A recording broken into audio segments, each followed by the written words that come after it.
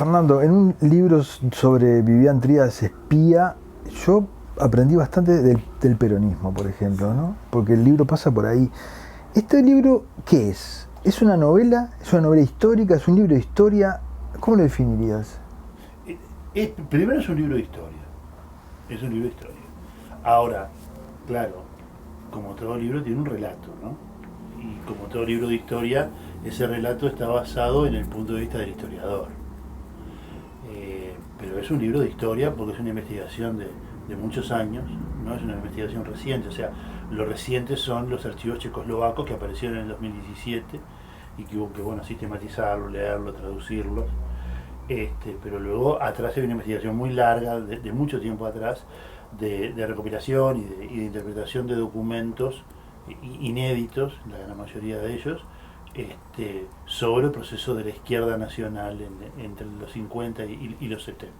Ser espía, además de el charme que tiene, ¿no? Para mucha gente no es ni bueno ni malo. Hay espías que han evitado atentados, ¿no? O sea, ¿cuál es el pecado del Trías Espía?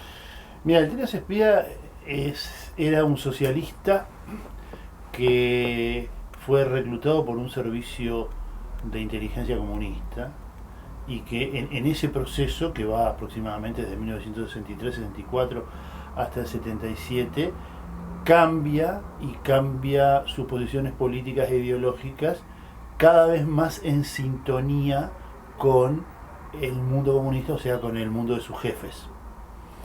Entonces, ¿qué sucede?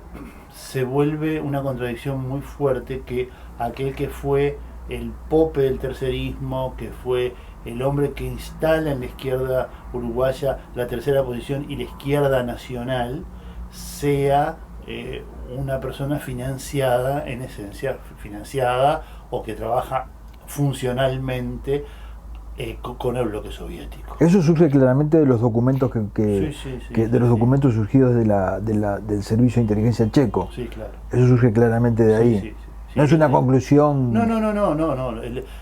O sea, hay evidencias por sí mismas. O sea, vos tenés que hacer. Un historiador siempre hace análisis. Historiar es interpretar, básicamente.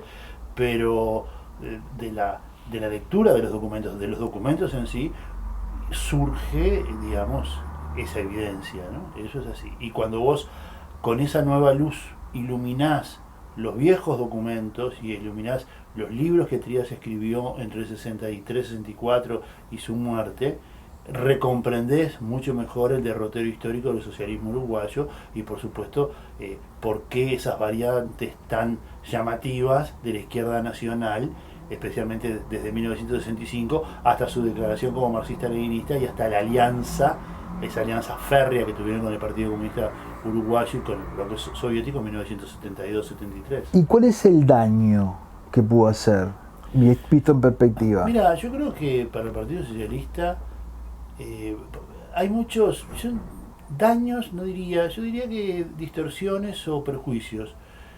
Para el Partido Socialista, este proceso le generó una larguísima crisis de identidad, una crisis de identidad de la que en cierta forma hasta el día de hoy no salió.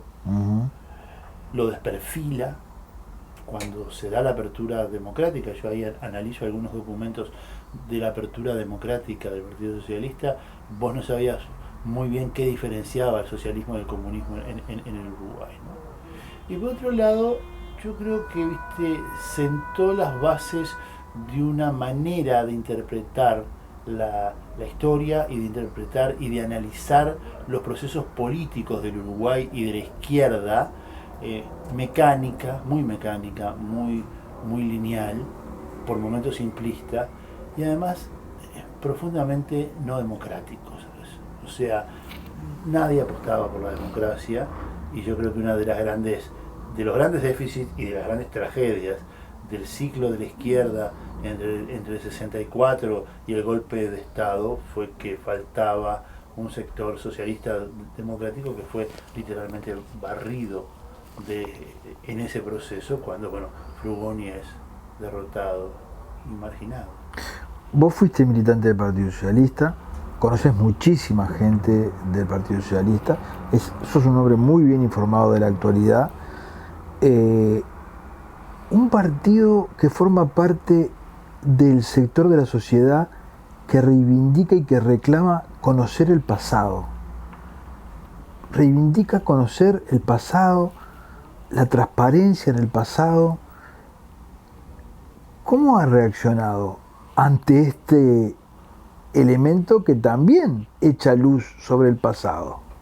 Mira, sus reacciones están a ojos vistas en la prensa cotidiana, o sea, reaccionó de forma ambigua, o sea, negó, después aceptó, después declaró que iba a investigar, termina asumiendo de que no había un vínculo ni con la inteligencia checoslovaca ni con ningún tipo de inteligencia, sino que había vínculos con diplomáticos y nada más, cosa que no es cierta.